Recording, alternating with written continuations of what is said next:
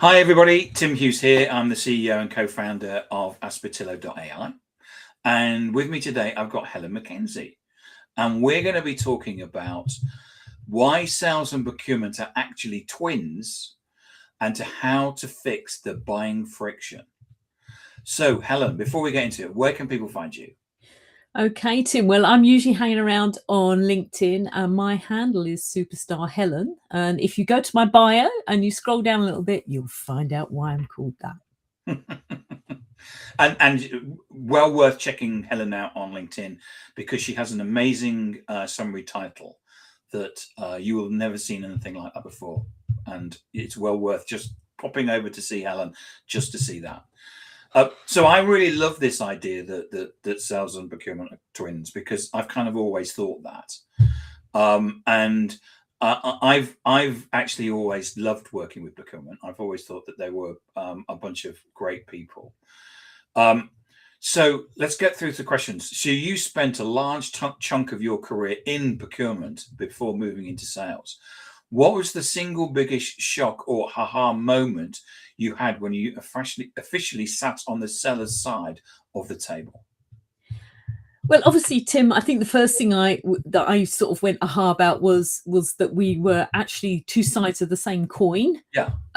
So we're both, trying to make connection and to finish a process. So in procurement side of things, it's run a sourcing exercise and put a contract in place, and from the sales side, it's seal the deal, as it were. So there's a sort of process where there's an end product. But the other thing is that relationships as part of that is a key thing. And I think the biggest surprise for me when I stepped into the sales side was how much time sales spend trying to get to talk to buyers, how difficult it is really to find any of them that are in the listening process, and that actually, by the time procurement in particular gets involved, because it's the business usually that's thinking about the thing they're going to buy, not procurement necessarily. A lot of the things has already happened. So I thought salespeople just need to show up when the thing was published, and there they were.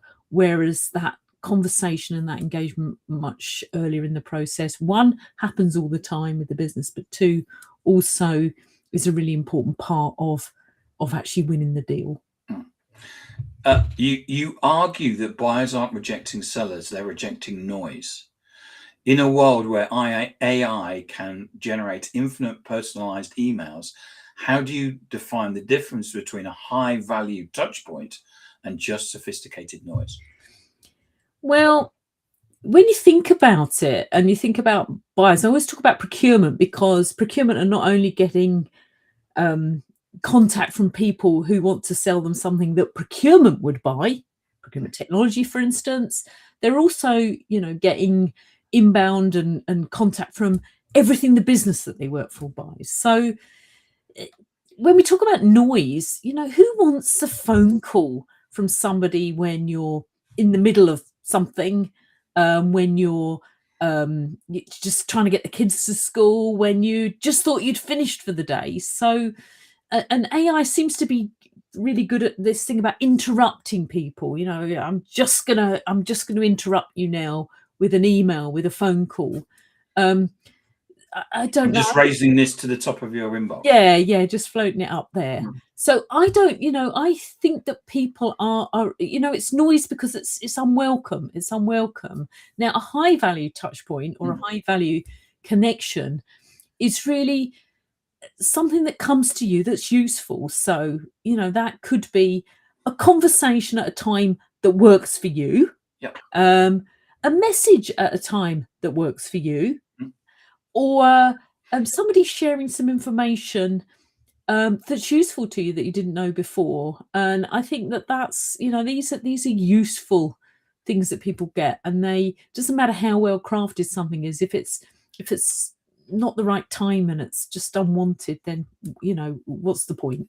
It's noise. I think sometimes, isn't it, is that these things are relative, aren't they? So even though someone may give us a white paper that's been written by a journalist, and someone may say to you, this is a high value touch point, actually we all know that the white paper says buy my product because we're great, and it may not actually have anything that is applicable to us. It's super beige and is there to appeal to everybody.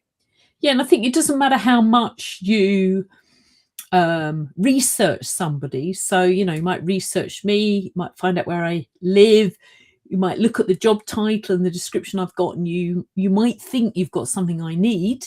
Actually, unless you know me, unless you've had a conversation with you and got a bit more of a feel for me, you might think I need it and I don't. So then in it comes, oh my goodness, it's a white paper.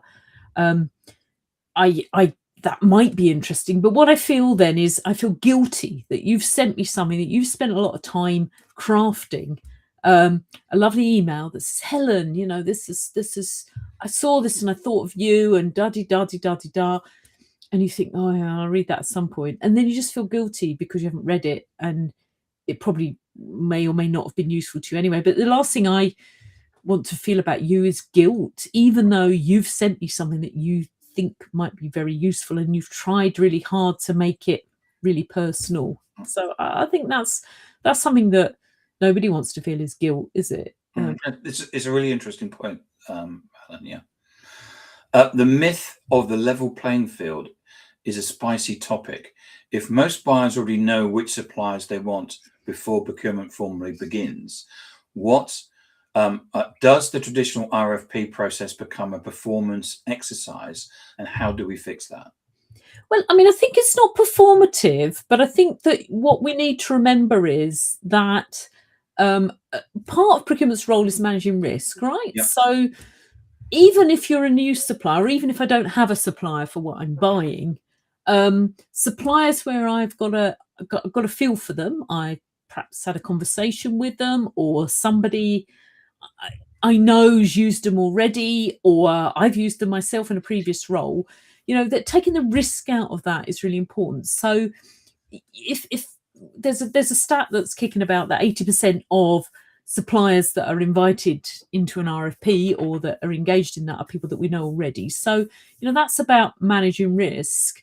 There's 20% that I might have done some research. I might have done a Google search. And I might think, oh, they look okay. Let's invite them as well, just to get the numbers up. So it's not performative in the sense that 80%, let's say it's four suppliers in that bucket, and the one I've found from somewhere else. I'm still going to choose between them. I've still got criteria to choose between them. But actually getting into that bucket in the first place is important. So it's not performative. There's still a competitive process. There's still a way we're going to choose between the short list. But in terms of getting on that list in the first place, I think that's the more important topic. And that's where the level playing field comes in. It's not level in the sense that, we once went to the market for something that I was buying, and we ended up with 125 quotes for something. Now, who wants to choose between 120 room booking systems, right? 125 room booking systems. Oh my goodness, why didn't we narrow it down? So, in a sense, it's not a level playing field in the sense that we don't want every single supplier in the world that could possibly supply this for me. But on the other hand, it can be level in the sense that if I'm in the bucket of people that that 80%, then compared to all the other ones, that playing field feels very level. And then it's about, who's the best fit. If trust is built long before a buying process officially starts, how can a sales team realistically engage with procurement early on without violating procurement's strict boundaries around active sourcing phases? I'd like to myth bust around the strict boundaries. I think that potentially might apply more in government public contracts than it would do in the private sector.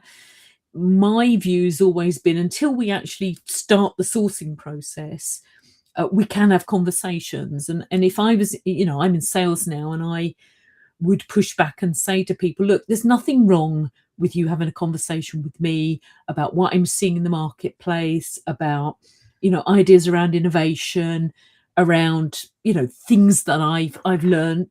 because that helps when I go to the market, make sure that my RFP, my requirement is much more fit for purpose. So I think, I think that that's important. But when you're engaging with procurement or with people in the organization that are buying, I think that as a salesperson, we need not to be pushing at that stage. We need to be there to have that open conversation with them. Now, they may be that they're about to buy at that point, in which case on you go. They might invite you to talk more about what you've got.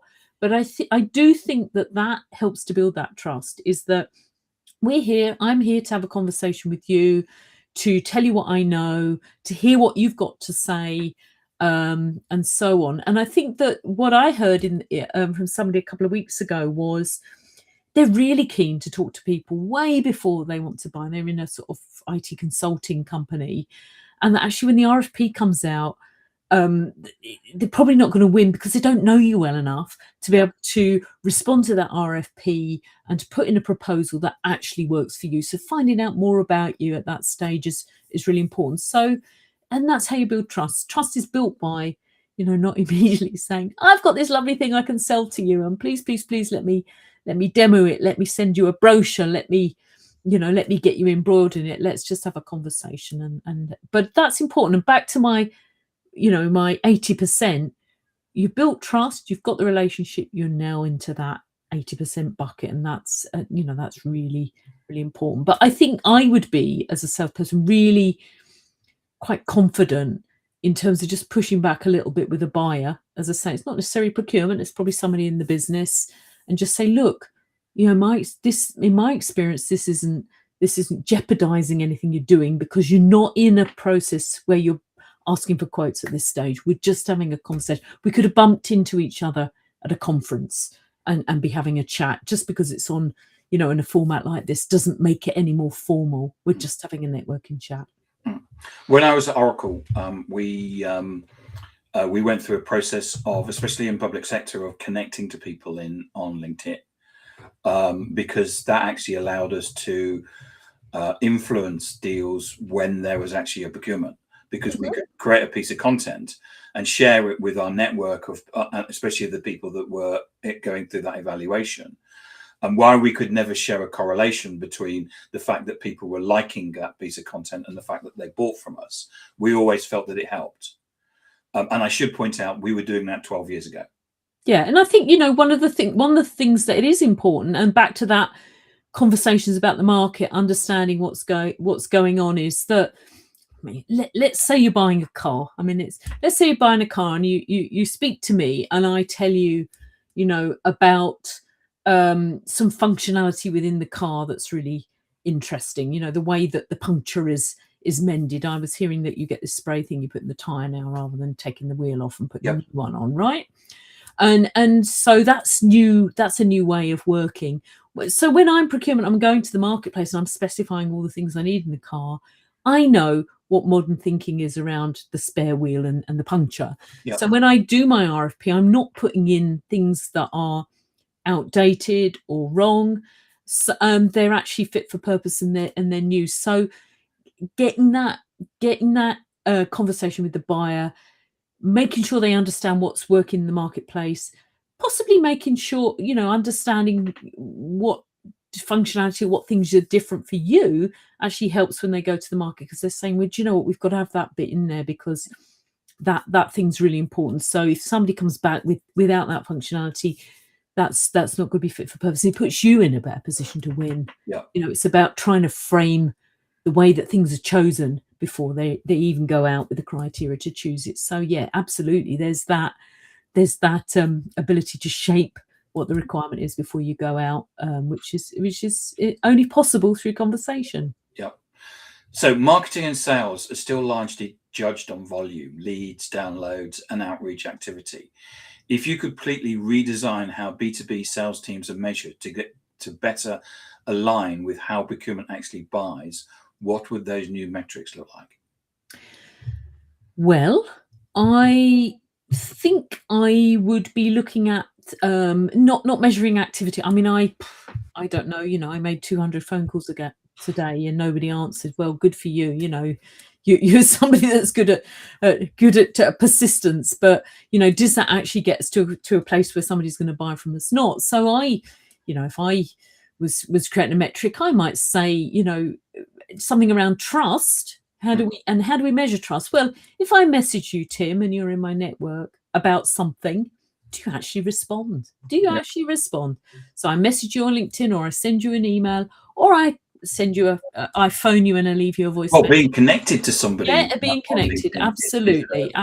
So I would, I'd be measuring that in terms of network, and then icing on the cake, engagement, relationship.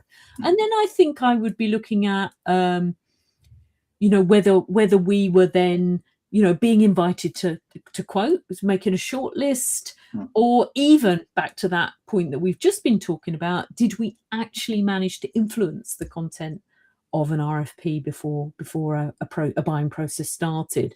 Now, that's not as easy to measure as did I send 100 emails. But on the other hand, when we think about the objective from a sales point of view, which is turning conversations and connections into revenue for the business, that these feel like much more impactful measures to perhaps think about.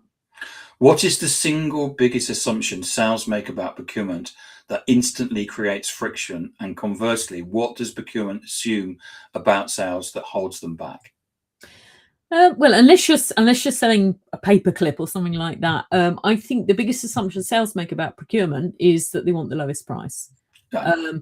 I think that generally speaking, most procurement folk want the best business outcome, which is a little bit around commercial and price and savings, but it's also about risk as well. So back to my idea that we might get the cheapest supplier, but if in 6 weeks' time they're rubbish and we've got to change them and do another sourcing process, that's counterintuitive. So lowest price is the sales assumption. I think on procurement side of things, I think that possibly we're a little bit, when I'm sitting on that side of the chair, we're a little bit assuming that all salespeople just want to close a deal now. Perhaps some of them do, but the best salespeople that I've spoken to genuinely just want to have a blether, as we say in Scotland, about the problems that you're facing in the business and about how you might solve them. And I think that poor processes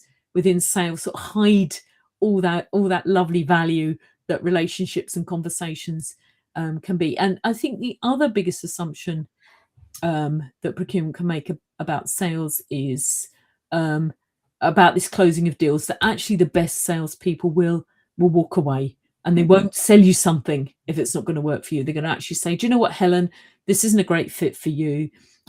I'm not going to bid because our solution's not going to work for you. Our thing's not going to work for you. And I'd rather you just didn't waste your time.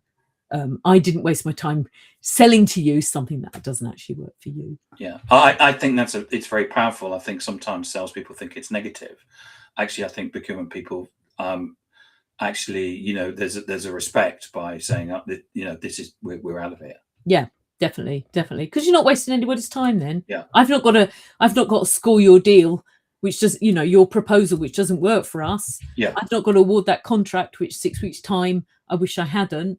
Yeah. And we can all go away as friends and people in our network and meet again in another context, perhaps. You've said that modern sales is less about persuasion and more about helping buyers make sense of complex decisions. Can you paint a picture of what sense-making conversation actually sounds like in a meeting? Well, I think often when you're talking to people, you're understanding trade-offs. I think there's something when we think about what we're talking to people about. Often it's getting them to do something different or getting them to change from the incumbent to buy from you.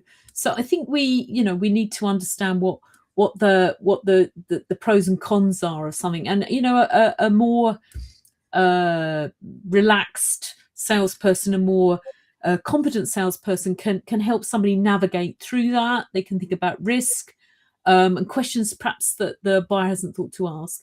I think also the internal dynamics is quite an interesting one. When we think about sales from sitting in the sales point of view, you know, we talk about people buy from people. Well, there's an emotional outcome usually attached to that. If I'm running a procurement process on behalf of the business, I want to put in place a contract where people in the business are pleased with what I've done, they find out helpful, they're going to come to me again.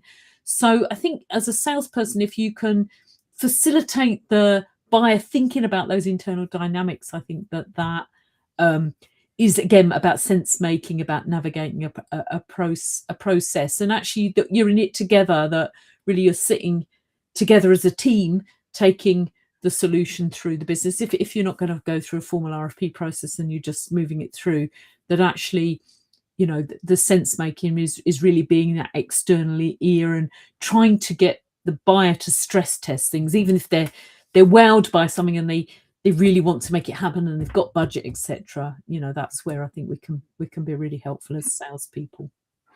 There is a paradox where AI can either make us incredibly lazy, sending 10x more automated spam, or free up time to be more human.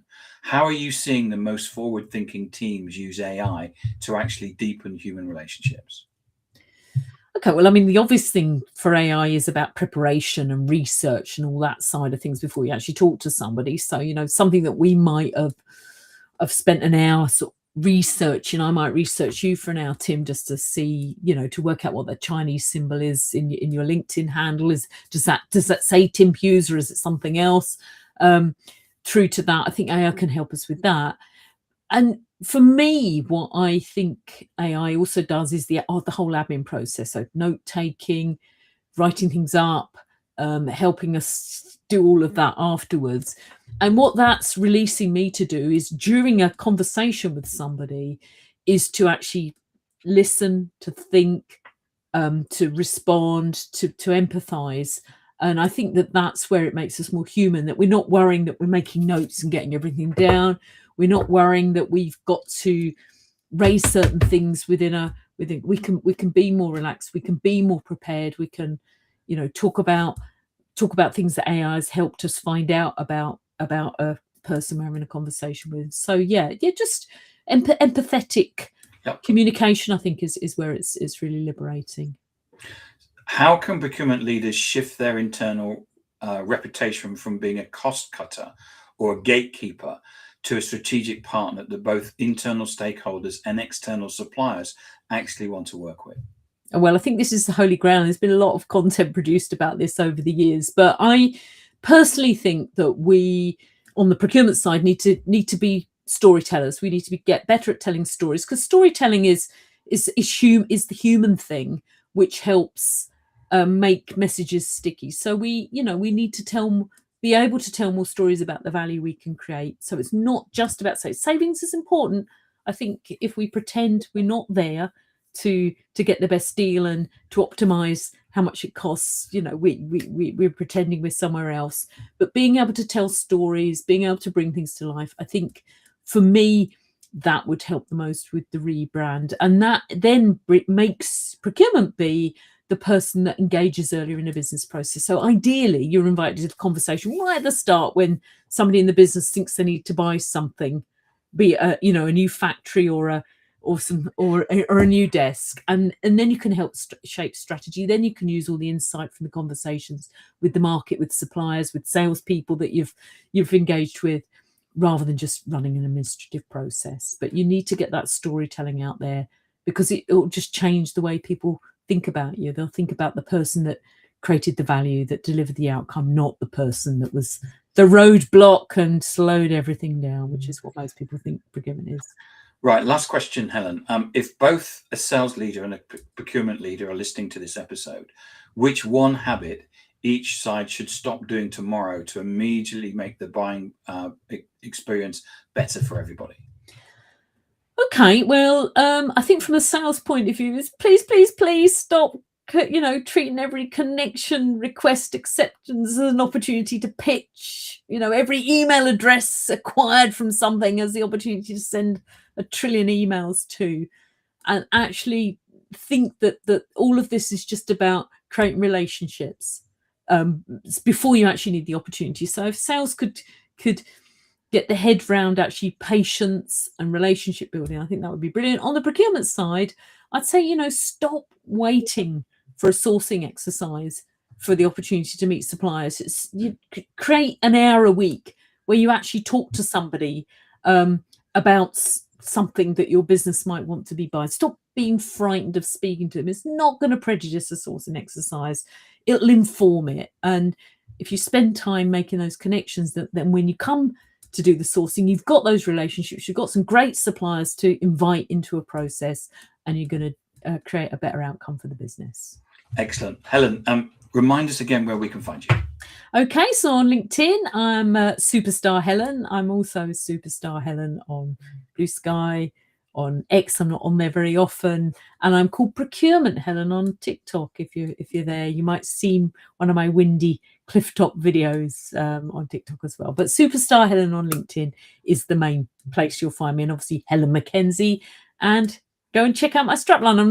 We're not gonna give it away. No, we're not. No, they've got to go and see it. Yeah, Go and see it on LinkedIn, and please Helen, connect with me. I'd love Helen, to. thank you so much for sharing your wisdom today. I really